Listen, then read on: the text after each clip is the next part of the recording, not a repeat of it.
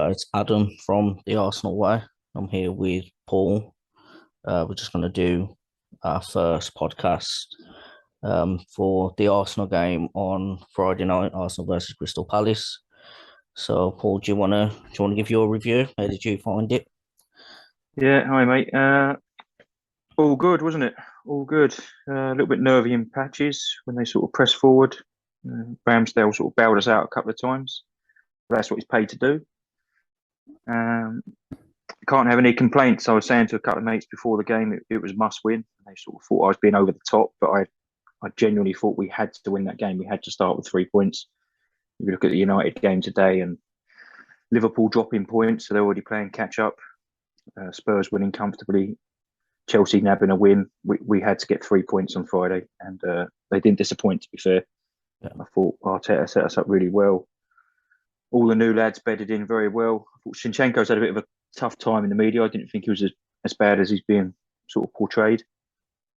Um, and yeah, like I say, no complaints, and we got through it. No injuries. A few players coming back and looking rosy for next week. yeah. I think you're spot on. It was a must win. I think if you look at last season, if you take last season as that turning point season, Arteta's getting his players in. I mean, the way that we started, we can obviously repeat that, but I think if you look at how we approached that game, first minute attacking, going for the ball, obviously second half was a bit sloppy, but that could be fitness. Um, I was quite impressed with the defense. Ramsdale gave me a heart attack a couple of times clearing that ball out. But Yeah, he more than makes up for it. It's first game, it's away, it's not an easy game, and I think a lot of the fans that I spoke to before the game, like 5-0, 6-0, because of watching preseason. But Palace under Vieira look like a different source. They are a serious team. They give us a good idea last season, and I think there probably was a bit of nerves from last season. But um, I think for me, the standout player was Ben White against Sahar because he mm, is a player that you can't keep quiet. Most foul player in the league, I think it was last season, probably the season before as well. yeah. Um, Obviously, same position as Grealish is another one. Draws the fouls, but I think obviously he got a card, and I think that was probably right. But 9 out of 10 things that he did was spot on, especially with a player of Zaha's level. And I think Zinchenko, a top player, like his passive range is going to be like really valuable, especially to Jesus feeding that to him. His distribution, like crossing it in, um, something that I don't think Tavares really gave too much of. His loan is only a positive, um, and I think Yeah, he'll get better only playing every week. yeah, yeah, There's a player in there somewhere. yeah. I think a lot. I Um, think a lot of the. I think a lot of guys think the fans think the same. Is that it's just his final. He's just lacking that bit of quality in the final third. But he's got everything that you need to make a great player. But he's still young as well. We can't criticize him too much. well, no, and at the very least, his loan spell will improve his value, won't it? So Yeah, if yeah, if he was to have to be sold next summer, you'd think you'd get more than the seven we paid for him with a year's football under his belt in France. I mean, yeah. look at Saliba's development out there. It's not a bad league to go and play football in every week and improve your game. And Um, that's another one, Saliba. Like watching him pre-season, I think a lot of fans were saying, "Is he going to be able to do it? In the league, is he gonna hold up that standard?" And I think for me, he's we've got to judge him on the games against City, Liverpool. I'm not going to put Man United in that category because at the moment they're a different level. But Chelsea as well, teams like that really will hurt you. But I think you can't disadvantage what Palace have got going forward, and I think with Gabriel and Ben White, I think together they're forming something. They aren't going to get everything spot on all the time, but no, we have got a serious player. And the fact he's only 21, is he 21? I believe. he's 21. He just he's got an abundance of pace and power, hasn't he, which suits the Yeah, league well. as well as his reading of the game. He's good on the ball. He's unfazed by being roughed up as well. I don't even notice he got a few late knocks Yeah, when clearing the ball, and he just gets up and gets on with it. yeah, gets And it's stuck in as almost to well. say, "You're not going to bully me. Yeah, Let's go again." We've been waiting to see him for a while, haven't we? I remember him playing. I think it was 2 seasons ago against MK Dons. The year that we left him out of the squad for 6 months before loaning him yeah, to Nice. I think it was 2 years ago, and he looked good that game. But obviously, take into account the opposition. You can't read too much into it. yeah, And we've been excited to see him. And I think actually looking back, sending him out last year was the right thing to do. With no Europe last year, limited game time, we'd spent big on Ben White. yeah, He wasn't going to get the football that he needed to be the player he is today. So it, over the last 18 months, I've not been one to praise Arteta too much. yeah. He got that spot on with Edu as well. They've made some good decisions in the last 18 months for the club, and he's one of them. And I'd hope that, Arteta making that decision when we're looking at players like, Tavares, Patino, those players that aren't ready to come in right now, but they have got the quality that will be part of the future. That, when he turns around and says, it's like your time's not right now, Mm-hmm. that the players will understand that. They'll kind of look at Saliba and say, okay, we're going to listen to him. Let's go and, develop, get what we need, and then, come back and hopefully play for us. But I think I'm the same with you when we first went for Arteta, I wanted Allegri. I didn't want Arteta. I wanted somebody proven. Mm-hmm. I didn't want to go down the route of, what United had done, where they got somebody in, they give them time, spent a lot of money, changed the manager, changed everything. And for me, I thought, obviously, Arteta's not been a manager before. Obviously, he's got a top mentor in Pep. Can he come to Arsenal Football Club, and can he, take hold of, what the club is, the stature of the club? And I think we've got to give him this season. We've probably got to give him next season, when he has got a full squad of his players. But for the first time in forever, I'm excited by the team. We've got a whole team. I think they can only get better. I agree, and I felt the excitement last year. I said to my dad a few times, there's a team to get excited and get behind, and there's a connection again between the fans and players, which Yeah, we haven't had for a good 4 or 5 seasons. I think probably towards the tail end of Wenger's era, there was a lot of players there that were just mercenaries. They were just picking up high wages. They didn't care if they got beat. They wouldn't put the effort in. yeah, They let him down, to be perfectly honest. mm, Although he was hounded out in the end, wasn't he? He was let down by a lot of the players that he put blind faith in. That carried into Emery's era. I think Emery made some okay signings when he first came along, but they weren't top class. I never backed people like Socrates and players like that. They were never good enough. They were just yeah, filling a gap. But now I feel everyone that comes into the club, even Tavares, he had a tough time, but everyone's behind him. Everyone's wanting to see him do well at Marseille and come back a better player. yeah. And it's important. You can feel that when you're at the stadium. The atmosphere is better. No, you You know, can. if one of the players gets taken out or was a late tackle, I mean, everyone's up on their feet, roaring at the ref, at the opposition, and it makes such a difference Mm, to the lads on the pitch to hear that and have that support, which is why I think we'll be very good at home this year, yeah. and that might be the difference in getting us over the line for the top four. And I think Because that, you have to have good home support, don't you? And it's yeah, been lacking for years, but last year it come back, and it can only get better, as you say. yeah. And that's an important thing to know, actually, is, for the fans watching on the TV, they can hear the away fans. I didn't go to the game on Friday, but I could hear the fans through the TV. I can only imagine what the atmosphere was like. And it was the same at Anfield in the Cup, 0-0 last season. The away fans were I was actually at that game. The away fans were incredible. And at home, you can just feel it. I think unless you're actually there and you've actually been there last season, you felt it, especially towards the end of the season when we were pushing for Champions League. And I'm not going to say we were unlucky, because we weren't. We let ourselves down, but you could Mm. really feel it within the fans that there was that hope, that belief was there. We're going to improve. And I do think when the fans turn up, the team turns up as well. Even if they make some mistakes, the fans are still there, they're still going. We might be 1-0 down, but still really, encouraging the team. And I think if we can get that passion behind the team, you take Liverpool, we're nowhere near Liverpool. I'm not even gonna, go down that route. But you look at what they've got behind them, even when they're losing, even when they're having a rough patch, they've got that passion behind them, and that really, gets the players going. Yeah. But that passion at the moment, it's just unless you've actually been last season, or obviously I've only been to the pre-seasons, but you can still feel it.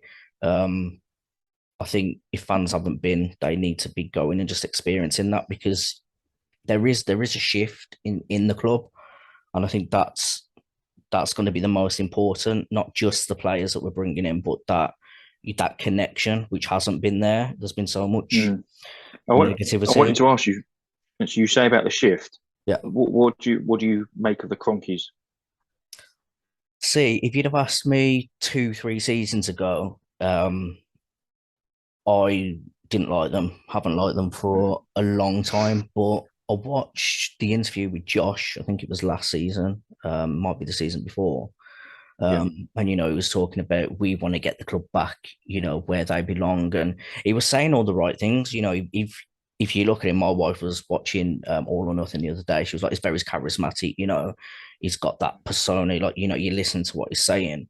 But I think the club are investing, the owners Yeah. are investing, they are backing Arteta, they're making decisions. But I think, was it just the club debt? Is that really why we were on a budget? Was it the fact that Wenger actually didn't want to spend the money? Were we pointing the finger at Kroenkes more?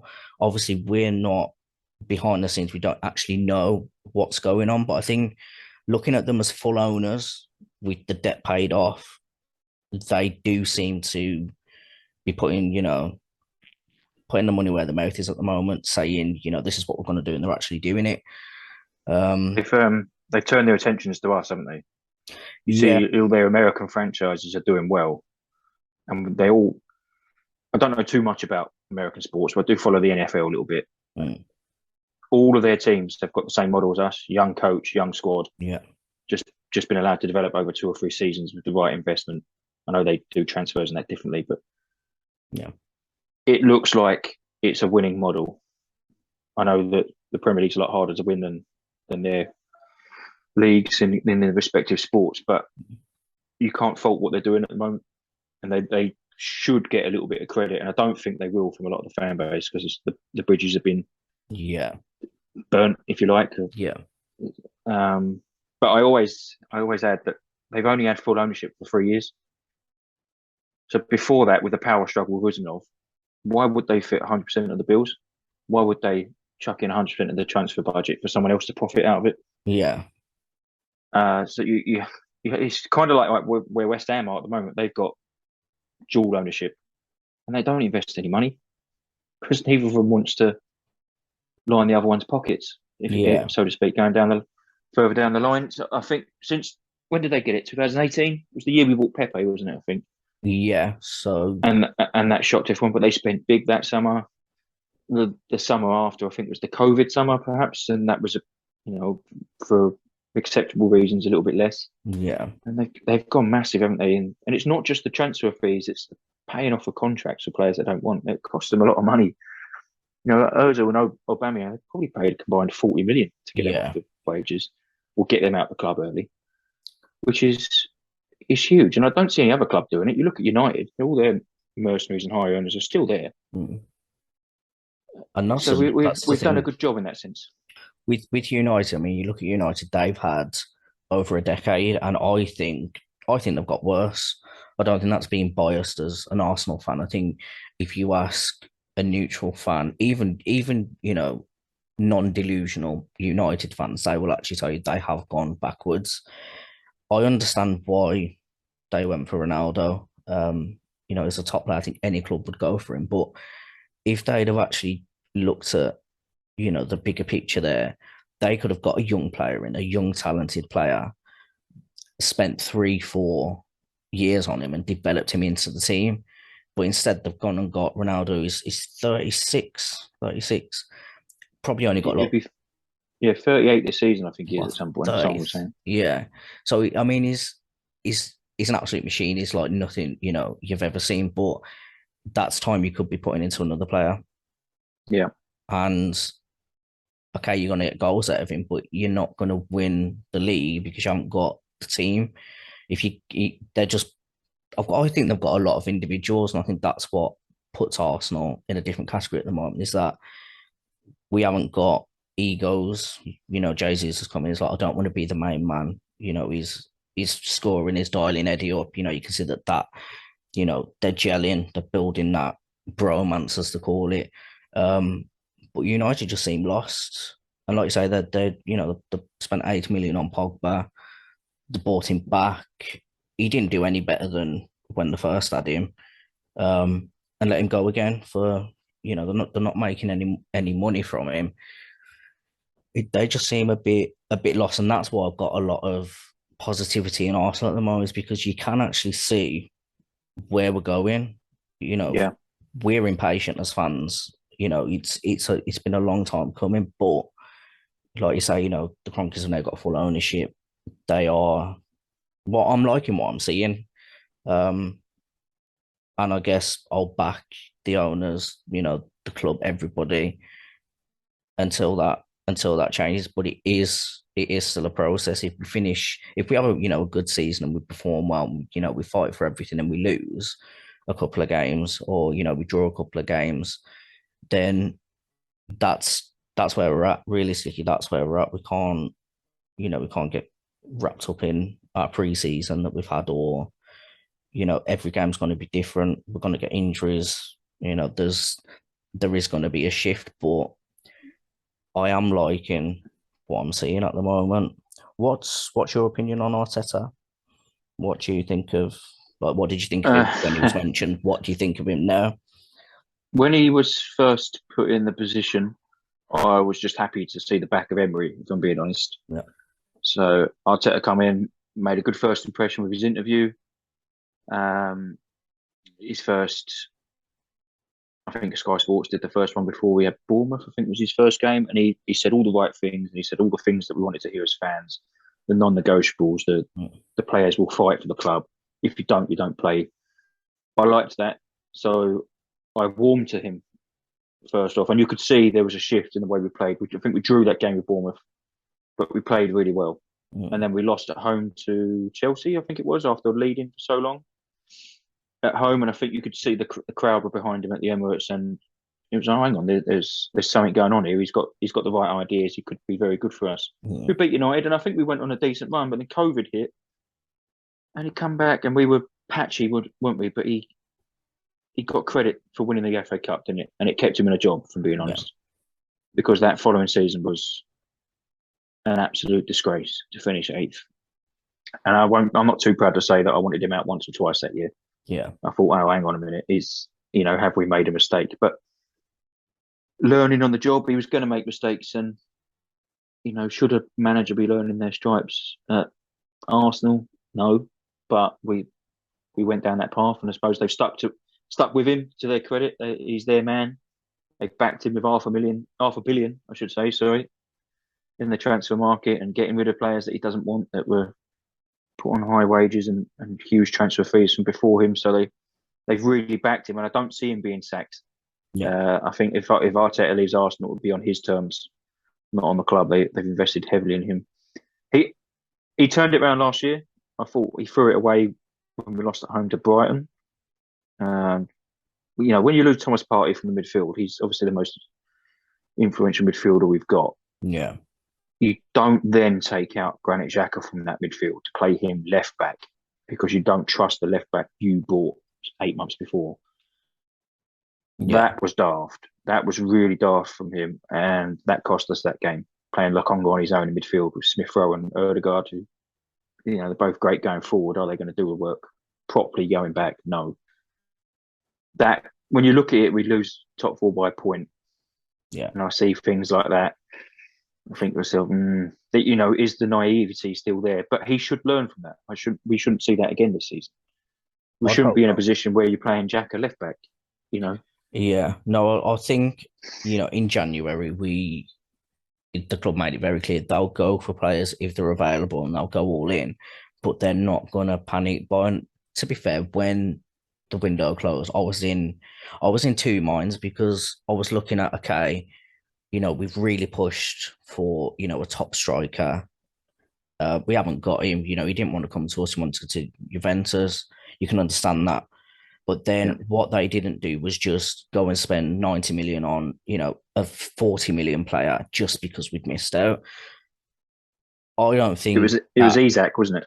Isak was linked with, wasn't it? No, it was After Vlahovic. yeah, It was Vlahovic. Vlahovic originally, and then Yeah, Isak's name kept getting mentioned. yeah. I'm not sure if there was too much in that, to be honest, but I know Vlahovic was the one that we've really, really pushed for, and we Yeah, had the money, but I mean, I think it was Wenger in 2000. I can't remember what year it was, but we went for Mbappe. We put something ridiculous out. Um, I mean, if we'd have got him, I'd have been happy. But what I liked about that situation was we didn't just panic buy, because if you go out, you're signing a player on a 5-year contract, you've then got the wages with that. Was it wise to just wait until now and then spend mm, the money that we've obviously got available? And they have spent. I mean, we haven't really shifted anybody at the moment, but we will. yeah, So there's the bigger picture. So obviously fans were like, oh, he left us really bare, and it's like everybody knows the January window's a tough one. You're not going to get the best players unless you pay mega. Um, but I think it cost us Champions League, but I think I'm probably going to get a lot of crap for this. But we I think it's going to be more beneficial for us this season to have Europa. It's that beginner level, let's call it, for the players to actually get a taste of Euro. And I think getting a taste of Euro might actually, fire them up, especially the young ones, to say, actually, we really want to try, really want to get into that Champions League. We want to play in the Champions League. And I think the league this season is going to be much closer. We've already seen opening weekend, the Premier League is back. Liverpool dropping points, to Fulham. United losing, that one doesn't really surprise me. Chelsea weren't that great, to be honest. I think if yeah. They Everton were had have poor. had, Calvert Mm, Lewin or Richarlison, one of those players, they'd have made the most of the chances that they had. City didn't look their usual selves. They don't look like that, team that are just going to steamroll. I think it is going to be much closer. So I hate to say it, but Tottenham look like they're going to be much better than they were last season. They've obviously got a top manager with Conte. I don't think United are going to be anywhere near. They're going to need a couple of seasons, but I think the top 5, 6 is going to be really difficult. And it wouldn't surprise me if we do see teams like West Ham up there.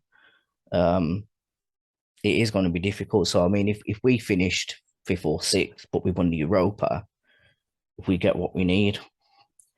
But yeah, I think we can get top four and win Europa. yeah, I think we're good. I think we're good enough. But I do think we need one or two more signings yeah. just to bolster the squad. And who would you go for? Out of the names that you've seen, who would you bring in? Milinkovic Savic. Yeah, I think he plays for Lazio. It's not a club that he's not at a club that he's going to say, "Oh, I'm going to stay here. I'm not going to go to Arsenal." He's gettable if you cough up the money. yeah. Um, they want what 60, 65 million. I think it's 60. Yeah, around that mark. I think Um, he's what 27. He's an absolute baller. He's yeah, you get what you pay probably the for. best. Oh, absolutely. He's a box to box beast. He's the best centre midfielder in Italy. He'd come in. I think he's 6'4". He had physicality, pace. He's class on the ball. He scores goals. It'd be a beast in both boxes for us. Yeah, And he's gettable. Xhaka's not that easy to upgrade on, despite all his faults. he's massively improved. I think I've never been his That's why it's biggest hard. fan. I've never been his biggest fan. Um, he's it's just a loose cannon for me, and I think I'm seeing it Mm, more now that the refs they are biased towards him. They're biased towards us as a club, but I think seeing he has improved, he's massively improved, and you can see that he really does care about the club. And I think a lot of fans just saw that he was getting sent off, he was costing us points, but yeah. he has massively improved. He's matured as a player. I think he's matured as a person as well. Mm. He's become more creative. You know, you see those balls that he's putting forward. He tracks back. You know, he digs deep, and I think no matter what you think of Xhaka, he's never going to change. If the tackle's there, he's going to go for it. He's not always going to get it right, but you can't fault that he's got. You know, that he's got that passion, that he's got that desire to do what he needs to do. But I do agree. I think it would be difficult to get to get an upgrade on him, and he is going to be in that starting lineup unless he's obviously Yeah, suspended or injured. because I don't think Tillemans is a massive upgrade. I I think think he's he a good wants player, something Tillemans, but it different. just adds depth, doesn't he? Rather than Yeah, massively improving the 11. Like Milinkovic-Savic or Bellingham would be the two that I can think of that would gettable. We could get Bellingham out of Dortmund. yeah, It is an expensive release clause, but he would join us. yeah, We'd treble his wages, comes back to England, plays in London. He'd play every week for us and become a regular for England, things like that. yeah. So he's gettable. I think we need another forward as well, another wide man. I don't want to be bringing Pepe and Nelson off the bench too No, much. As I think Zaha's the one for me. He's got less than 12 months on his Palace deal, and he supports Arsenal. You get him for 30 odd million. yeah, He's proven himself year in, year out in the Premier League at a mid-table club or top 14 at best. Palace. I know they had a good year last year, but realistically, they're bottom eight, aren't they? yeah. Put him in a club that is near the other end of the league, and I think he produces good numbers. I I know Ben don't. White kept him quiet, Yeah, but most weeks Zaha sits defenders on their arse, and he or did he'll give us draw trouble. the foul and things like that. Yeah, He did give us trouble, and I think that's where the defenders deserve that credit because we know what Zaha brings. We know that if you give him a chance, he will take it, and he is clinical. You know, he gives you trouble. He'll draw the fouls. He'll get penalties. You know, he will literally, like you said, stick you on your ass. But I think you bring him to Arsenal as with that, with that attacking lineup, that fast build up. He would give, I think, every team in the league, you know, trouble. I would mm. like to see us get him. I know we've been linked with him for literally probably like the past 6, 7 years, but I would like us to get him. And I think looking at the Pepe deal, we were linked with Zaha that year, and I think he was about the same price, about 70 million, 65, 70 million. And I Yeah, think if we'd have known, obviously, put like hindsight, if we'd have known what we know now, we should have just gone with Zaha. He's Premier League proven. I don't think the asking absolutely. price for him was, you know, ridiculous. That was before Edu, wasn't it? That was in that Raul Sanelli was doing the transfers. Yeah, yeah, I think Edu would have been a bit more practical with it and gone for Zaha. Just for the league experience alone would have been worth the money. He knew the Premier League. Pepe is not really adapted at all, is he? There's a player in there, but yeah. there's There no is point seeing it definitely a once every player, 6 games. No. exactly. But I think for me, he just doesn't suit us. He doesn't suit us in what we want. And when you've got a player like Saka, he absolutely loves this club. I know fans are worried about him leaving. He's not going to go anywhere. Obviously, going to upgrade his wages, get him long term. If we Mm. can win what we need to, I don't see why he'd leave. The same with Smith Rowe. They're our boys that come through our ranks. But I think he's not going to start over Saka, and I think that's because Saka's got the ability, he's got the pace, he's got everything you need as a player, but he's also got that desire for the club. Pepe would be better either going on loan or just being sold. He is going to go, to another club, and he's going to be that player that he was before. But my worry about the team at the moment is that right mid, because if Saka gets injured, I mean, they're all laying into him. If you're watching like preseason, Palace, they're Yeah, all laying into him. He's still only young. It's only going to take, one knock. But yesterday, Godfrey went in for a challenge, watched him in the preseason. He was just flying into all of our players. And, it looks like he's going to be out for a significant amount of time. If we lose Saka, who have we actually got, at I that think level? I think it's Fabio Vieira as the right wing backup. I would suggest. So he played a lot for Porto, so I know he can do it. Just Yeah. whether or not he produces Saka's quality and consistency is another question, isn't it? Mm. But they haven't paid, in my eyes, 35 million for a dud. I know we No. have got previous of it, but I don't see that under this regime with him just paying that amount of money out for somebody that can't contribute. Yeah, yeah, Um, so I think he goes out there if Saka was to get injured. And I don't want to see Saka playing Europa League group games this year and things like no, that. That's the opportunity to give him a rest, to give him a break. He shouldn't have to be playing away at some team in Sweden and things like no. that. Um, and I don't mean to be disrespectful to anyone in the Europa League, but from our own experience in it, we've walked the group stages Yeah, of the Europa League, and we shouldn't need to be playing our best players in those games. Which and is why everyone thinks it's a hindrance, the Europa League, Thursday, Sunday, but it's no different to Wednesday, Saturday in the Champions League. It's still a 2, 3 day break.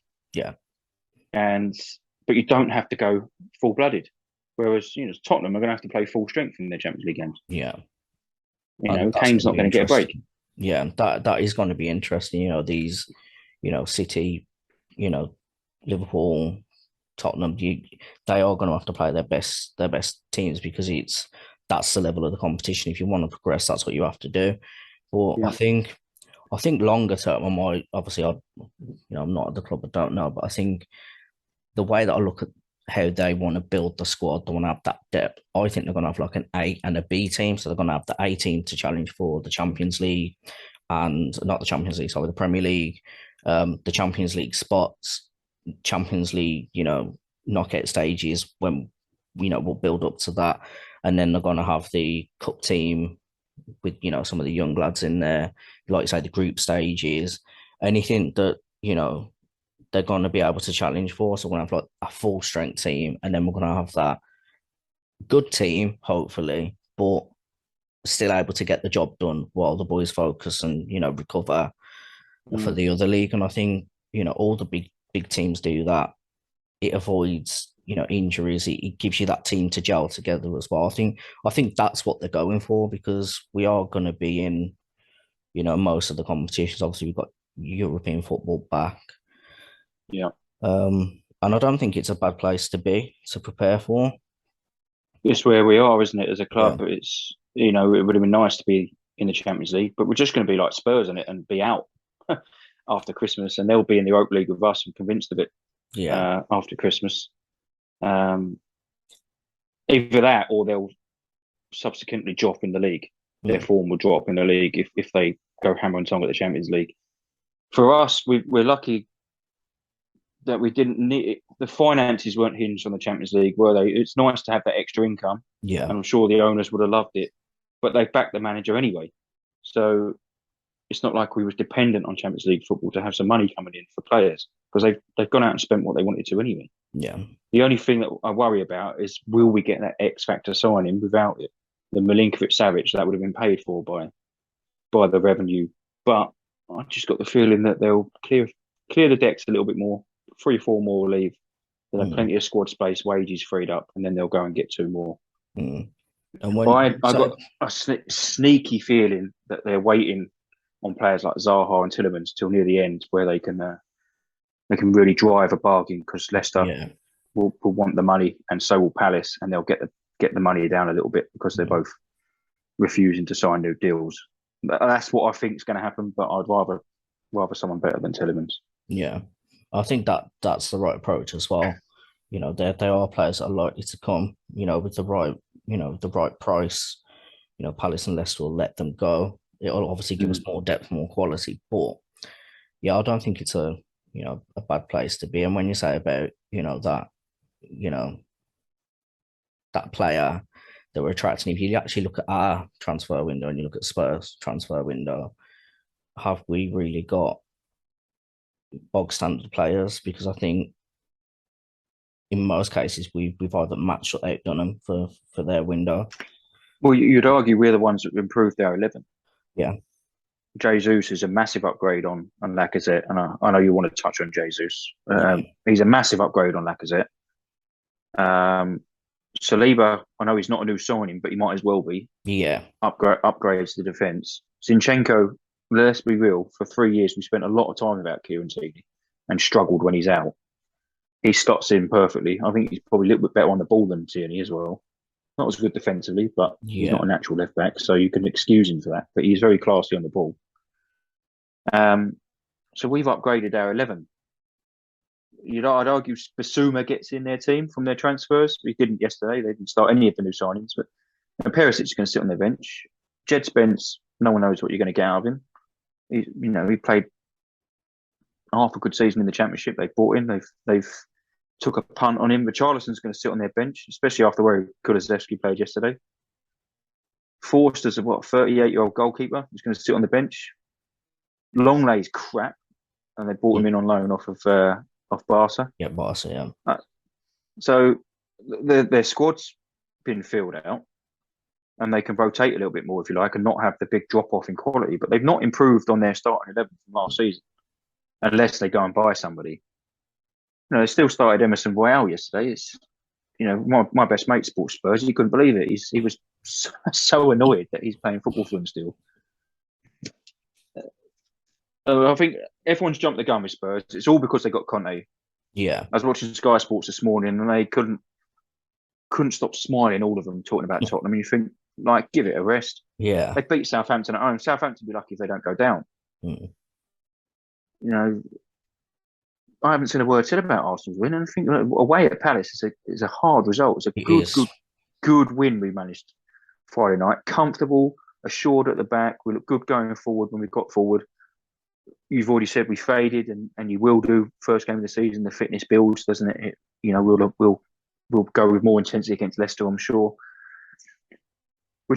Everyone's reluctant to praise us a little bit, and when I see some pundits saying, we'll be behind United in 6th, I just laugh. There's such a bias against us, but I love that we're hated as well.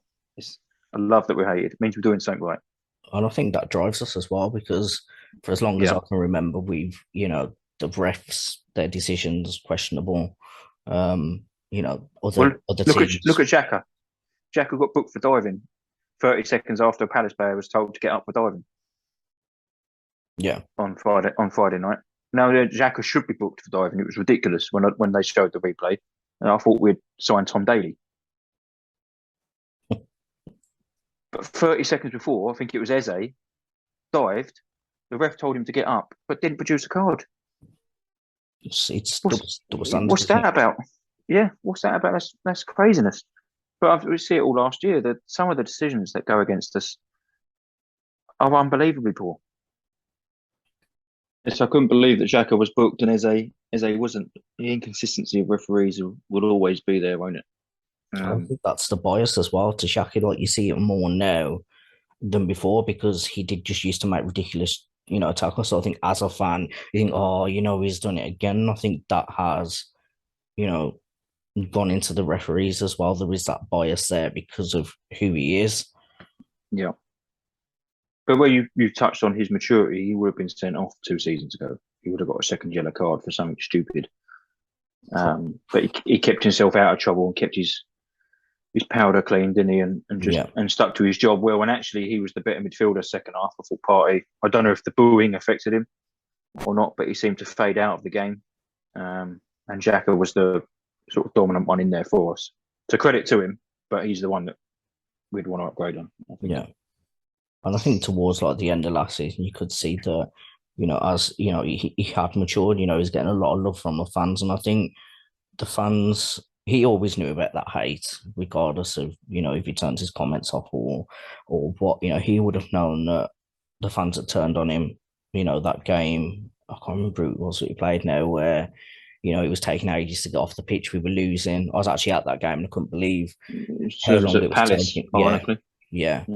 I couldn't believe how long it was taking to get off the pitch, and he couldn't understand that we were chasing that game, we wanted something from it, and he's walking off with 10-0 up, and he's as soon as he took his shirt off, obviously he's captain as well. As soon as he took his shirt off, I was there with I think I was there with my brother-in-law, and I said to him, if he throws that down, there's no way back from that. He didn't actually throw it down, but he didn't come out, he didn't apologise, and I thought he'd never play again. I thought that was it. He's done. He's dusty. But I'm glad that he actually has, and I'm glad that we're seeing a different player. He definitely contributes to the team. I think his experience is important for the players around him, like Sambi, the young ones that can learn from him.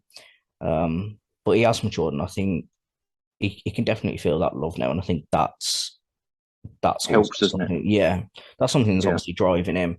His goal against United, typical Xhaka goal. When he scores, he makes sure that he's scored a proper goal. And the love Mm. that he got from the fans, he felt I think he got man of the match. Did he get man of the match for that game?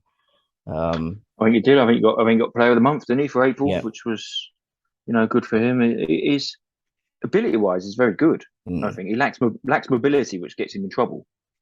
All footballers make mistakes. All footballers are going to give the ball away or get sent off or something like that. But because he's never an outstanding 8 or 9 out of 10, it doesn't build up credit in the bank. When yeah. he does something stupid, you think, oh, for God's sake, how is this clown still playing? And I Yeah. mean clown not in a derogatory way, but last season I see he cut it out. Although I will say I've watched 3 episodes of All or Nothing and I've seen him get sent off twice in the first 3 episodes. But he can count himself a little bit unlucky with some of the red cards last year, to be fair. But yeah, like you say, he's matured. He's got better. It's not when he plays, I don't cringe anymore. There was a Yeah. spell where I'd see his name on the team sheet and I'd hate it, but now I just think, no, actually, I'm glad he's playing. We need him. Yeah. But that says more about the other options than him, maybe, which is why I think, like I said, we've already touched on it. We need another one. Definitely need a centre midfielder. Yeah. And obviously, Jesus. I actually can't Mm-hmm. believe we got him. I can't believe we got him, and I can't believe we got him for the price that we got him. Simply because there was other clubs that were mentioned with him. Chelsea obviously got Champions League football. They tried to hijack it.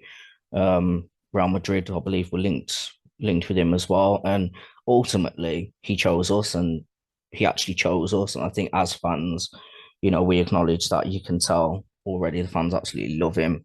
I think he's fit right into the team. You can tell he's got that, bond with, Gabby, and Mm. you can see him watching the videos on, Arsenal put on during pre-season. And he's that kind of player for us, isn't he? He's that player that we need, that strike that we haven't had. I know, But Lacazette. with Aubameyang in the first couple of years of him being there, Yeah, the last 18 months of his Arsenal career were shambolic for one reason or another. You're right, we've got a forward to get behind. And I just hope, I mean, he should have scored, shouldn't he? Friday night. He was unlucky yeah, with it. What a goal it would have been. I, I didn't realise how good he was. No, I've got a mate that when we go to Arsenal, we go together. He didn't want us to sign him. yeah, I think he's caught a lot of people out. A lot of our fans have been taken aback by how good he is. Even the chance he set up for Odegaard, he had no right to rob Mark Gurry of that ball and square it, but he wouldn't have got that from Lacazette. And no, that's what I mean about him being an upgrade. Even Nketiah, you go back to last year when he got into the team, the goal he scored against Chelsea, the first one, where he was chasing down the defenders and then run yeah, away from them because he had the pace. It's so vital to have good movement and good agility up front. And you couple that in with his skill and finishing ability. I think Jesus is going to score 25 to 30 goals in all competitions this year. I think yeah. he's going to be deadly when he gets going.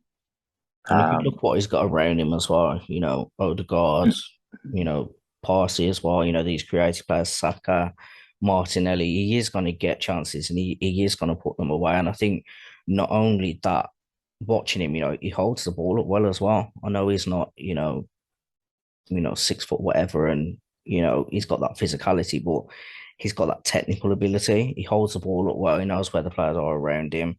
He's got the yeah, pace. He chases down everything. I think you see that with Odegaard as well. He's always chasing down. He's always waving his arms, getting Martinelli and Saka pressing up as well. But I think he's just like another piece to the puzzle, isn't he? And he's typically what Arsenal have always had, pace, that ability one on one. yeah, It's gonna be deadly. And I think City don't seem to realise that Sterling and Jesus are top players, and I think they are definitely gonna miss them this season.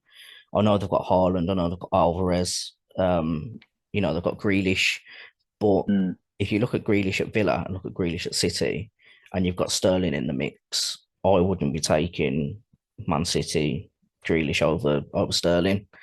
To be honest, I think England's a different setup when England were playing I'd have rather had, Grealish. But for Man City and the way that they set up, Sterling's just. I mean, I watched that Chelsea game yesterday. He give them a bit of, a bit of trouble here and there, but I think they are really going to miss those players, and I think even though they've got Haaland, even though they've got Alvarez, they are going to miss him.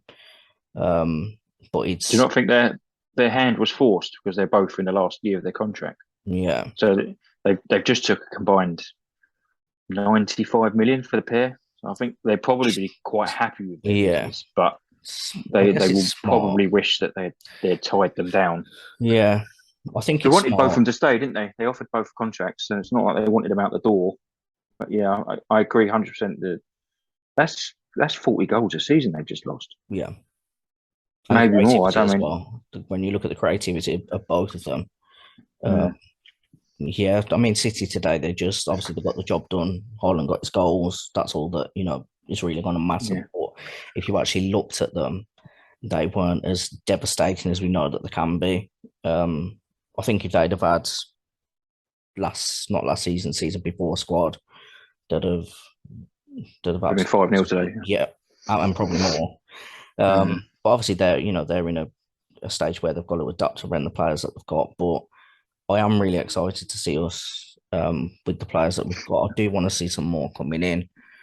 Saliba, um, I think he's going to be vital for you know any points that we pick up. I think Ramsdale having that strength in front of him, that's only going to be good for him. Hopefully, more clean sheets because we all know how he feels about those clean sheets after watching All yeah, or Nothing.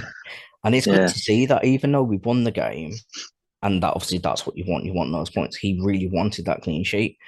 Well, So that's the reward for a keeper, isn't it? If you win, yeah, is that's that's that's his buzz, if you like. I mean, I play Sunday League football. I play at the back. You get a buzz if you keep a clean sheet. That's your job. It means you've done your job properly. And I think yeah, with that clip, I think it was the Villa game, wasn't it?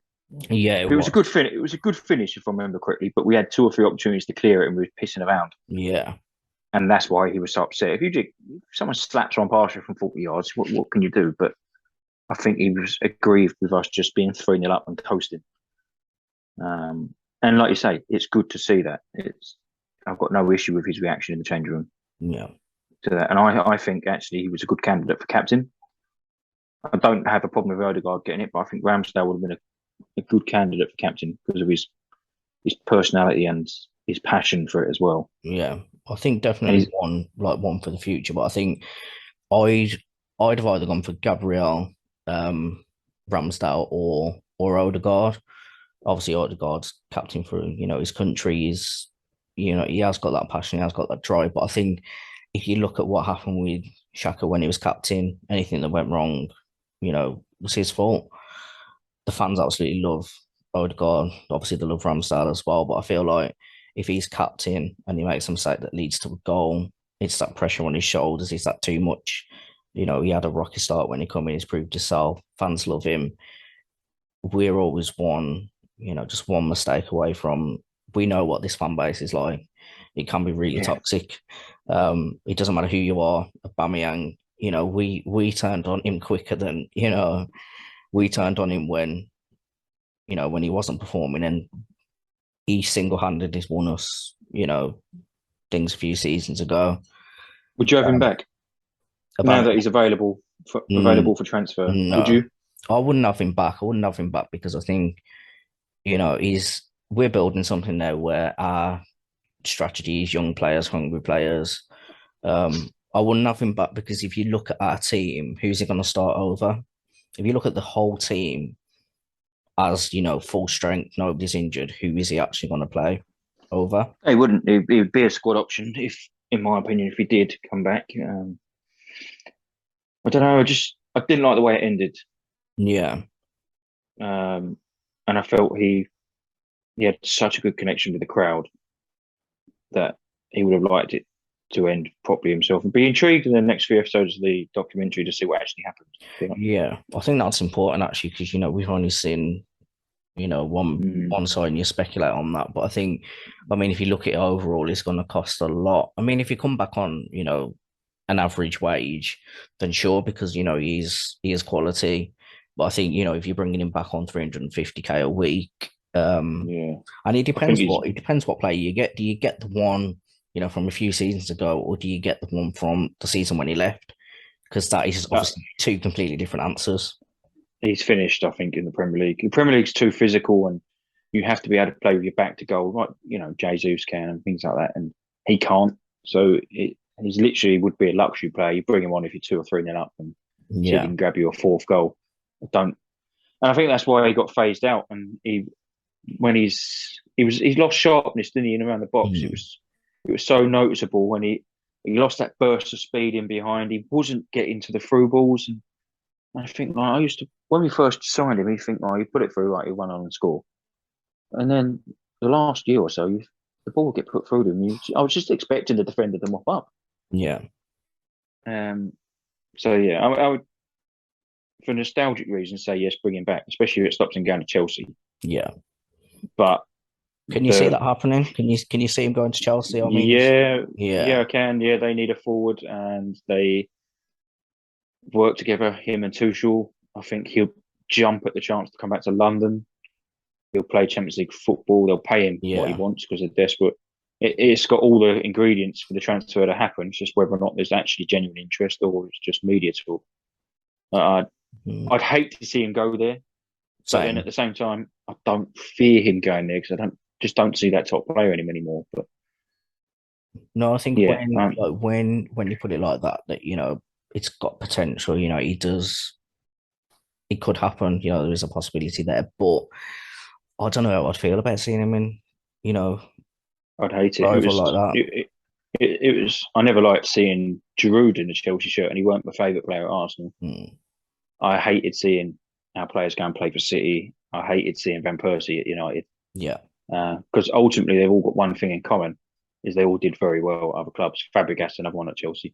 They all left Arsenal and won the league or won a big competition, Champions League or whatever. yeah. I would I would hate to see another one do it. Um, so I'd hope that he has a bit of loyalty and says, "No, I'm not doing it." But at the same time, you don't know how he left. He could stick 2 fingers up at us and say, "No, I'm going to go and join Chelsea." We don't know what happened, do we? So And that could be a drive as well. If he isn't happy about the way that things worked out, and I think you know he stayed. He was loyal. Stayed with us. He got the tattoo of him and his kids. In the mm, tunnel. He, for me, I never thought he was going to leave, even when there was a lot of talk around him leaving. I didn't think he was ever going to leave.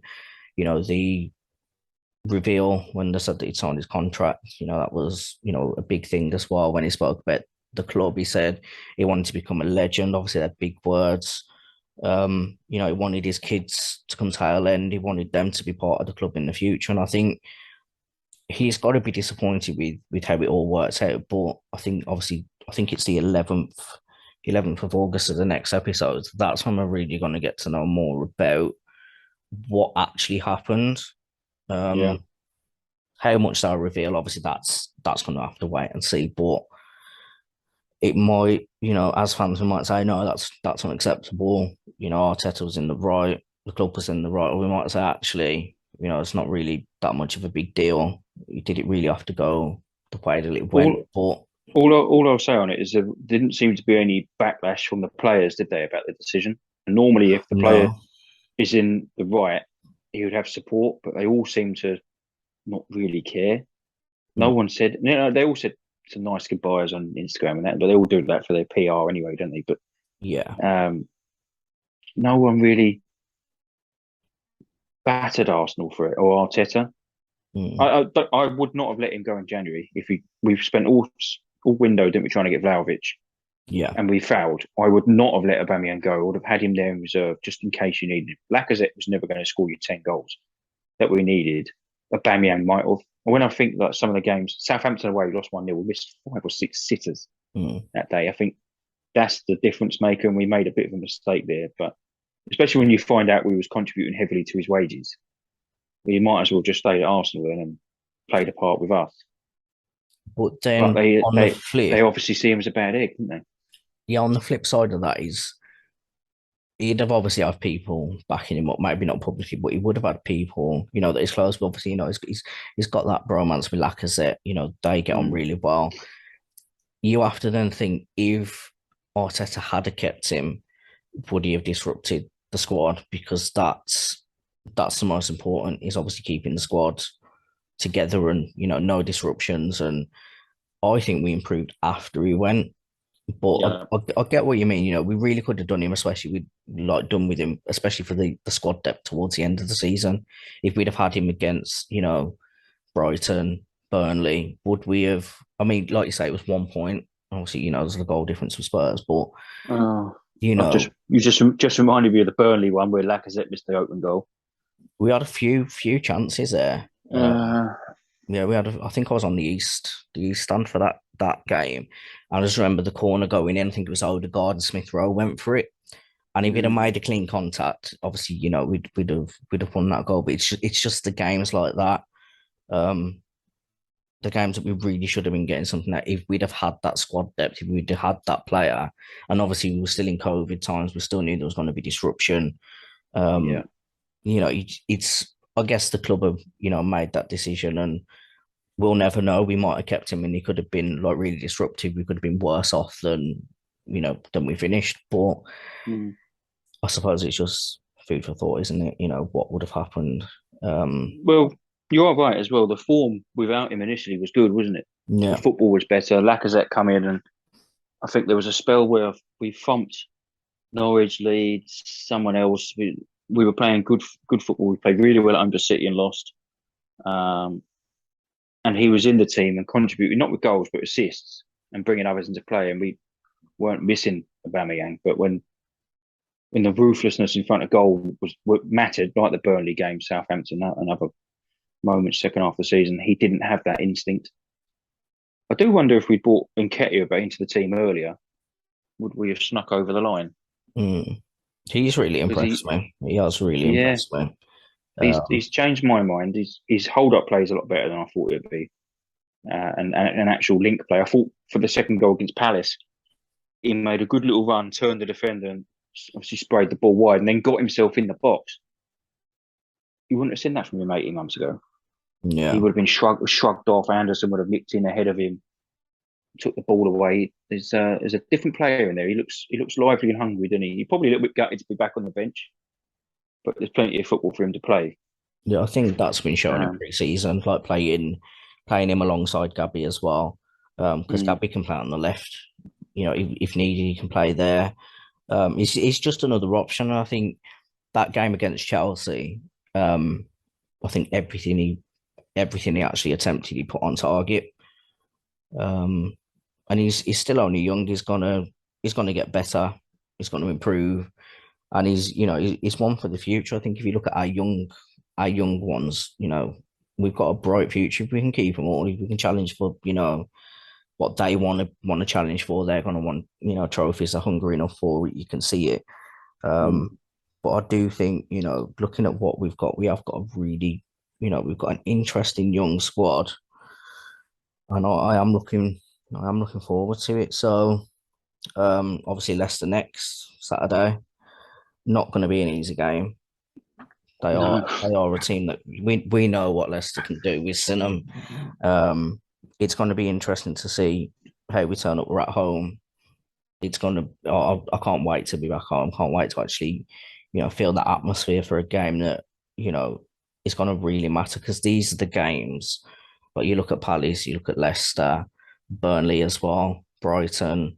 The teams that on paper we should be beating, and yet they're the ones that give us, you know, they're the ones that give us the trouble, the difficulty. But Yeah. these are the games that we have to be getting a result out of, and none of this sitting on a one nil lead because that is literally going to kill me off. The team are going to give me a heart attack if we keep doing this. Like yesterday, it was just on the 1-0, and we'd obviously not yesterday, Friday. So we'd gone, we took the foot off the gas. Palace were giving us a lot of trouble, and I Mm. think that's where the difference is for me. With this squad is that we were able to maintain it. And I think, Arteta said early on, we're going to have to suffer. We're going to have to do it as a team. Premier League's never going to be 90 minutes. You're all over, all over the other team. It's very rare that's going to happen, and we know very well it's going to take one opportunity, and if we're only 1-0 up, that's the difference between 3 points and 1 point. And come the end Yeah. of the season, we're going to look back like we do on Burnley, the other games, and say, if we'd have just done this, if we'd have just done that, what could have been. But I think Leicester will get the job done. I think we're at home, coming off the back of the Palace win. We're going to do, we I think we're going to do well. I don't think it's going to be 3-0, 4-0. I think it's probably going to be 2-1, 3-1. What do you think? I think we're going to win 3-0. Our record against Leicester is very good, especially at home. And I just think they're having a troubled time. They threw away a 2-0 lead today, am I right? Yeah. I think it's 2-2. Yeah. At home to Brentford, I think that the Leicester that we associate Leicester with has gone. I think they're back to being a lower end table team. They'll sell their best players this summer. I think they're in a bit of financial difficulty, and they'll survive, but they'll do nothing spectacular this year. Yeah, they've still got some good players. Don't get me wrong. They could cause a threat, but I just think we're well equipped to deal with it.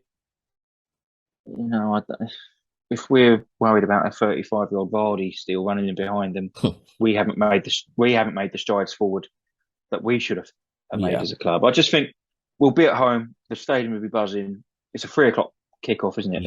Yeah, which is rare for Arsenal at home. F1 will be right up for it, and I think we'll score early and we'll finish them off. We'll win 3-0. I think and Jesus will get his first league goal for us. Yeah, I think he looks comfortable at home as well. Yeah, I think that Ricardo Pereira's out again for 8 months, something like that. They've lost another defender. I don't know if Tielemans has been playing for them with his pending move. He could even be an Arsenal player by then. Yeah. I just think they're a squad in a bit of dismay, and we need to take advantage of it. And yeah, if we mean business, we need to win. Yeah. I'll be honest with you. Ultimately, I don't care if we win 1-0 or 4-0. It's the points that matter, isn't it? But exactly. I do think it would be comfortable. I think we'll. Palace out the first 5 or 6 games was the hardest one on paper, and we passed that test pretty comfortably. I think this would be the other game you'd look at, just because it's Leicester and they can cause problems. But I'd expect us to win comfortably. I don't think we've actually got a tough game until we play. Well, I'm not gonna include United. We've got United in September, and then we've got Tottenham. Everton, isn't it? Everton away, maybe. Is that after United? I still think for them to be, I think it is after United. I still think for Everton to be a threat. I mean, we beat them. Was it 5-0 last game of the season? That was obviously at home. They beat us. Did they beat us 2-2? No, they beat us. That was the straw that broke the camel's back, I think, with Aubameyang and Arteta. He missed a sitter, didn't he, at 1-1.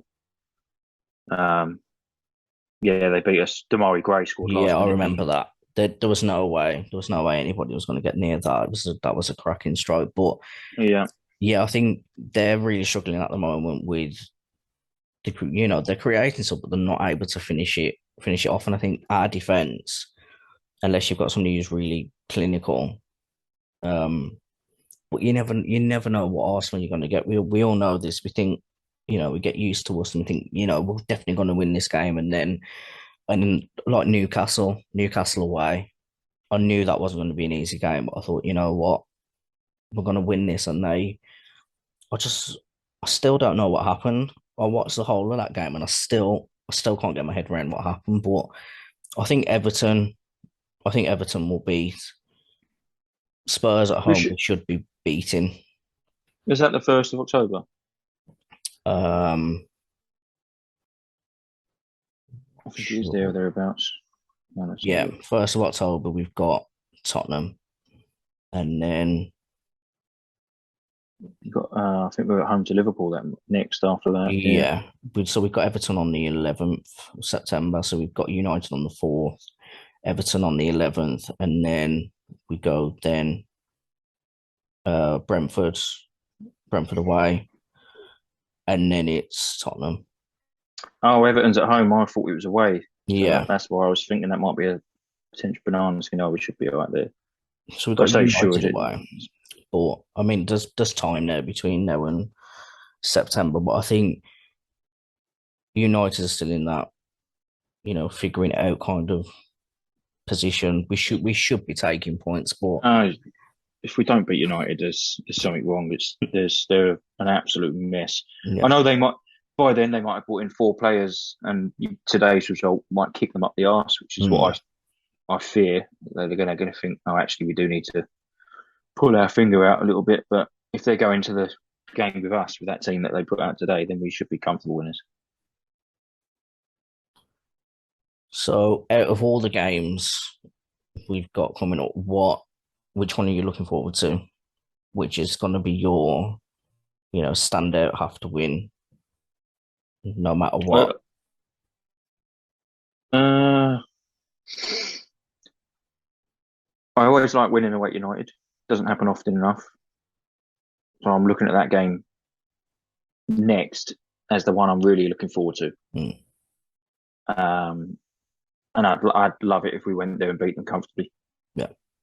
But from a personal point of view, I'm not at Arsenal till the Fulham game, so I'm looking forward to that as well. It'd be nice to get out there. It's the day before my birthday, so we're going up and have a few drinks and hopefully watch them win.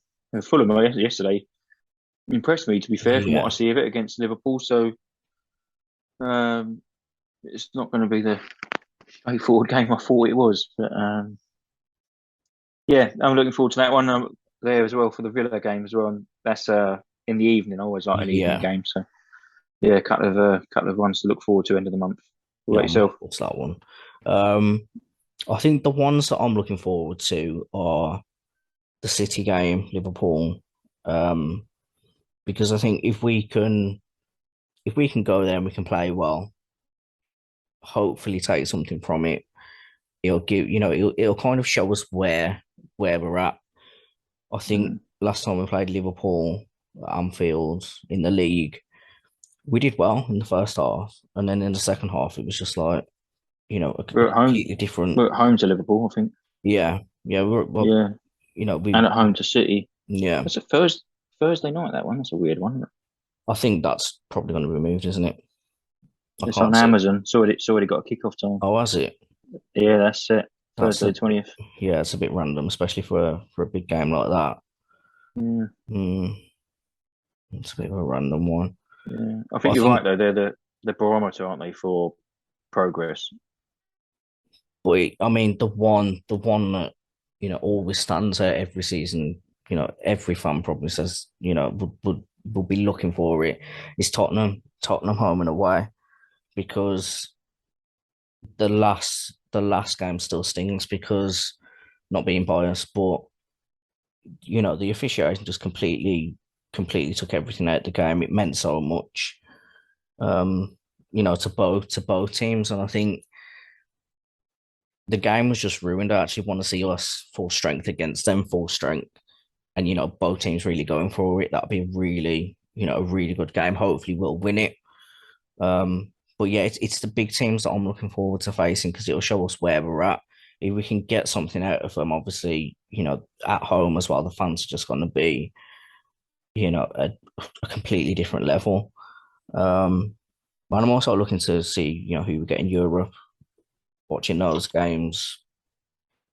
Yeah, there's normally one decent side, isn't there, in the group, or one big European side that's sort of a sleeping giant, if you like.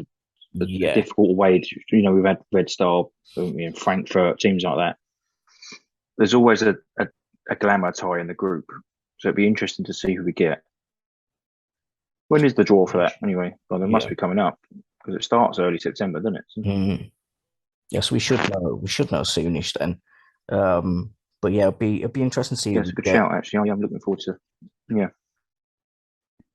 And then I think, obviously, we've already touched on transfers. Leicester next week. Where do you think we're going to finish? Where do you, like, with the team that we've got now? Obviously we've only had pre-season. Where do you think this team should be finishing, could be finishing, and where do you think we actually will? finish. If the transfer window's shut right now, we should make top four. Yeah.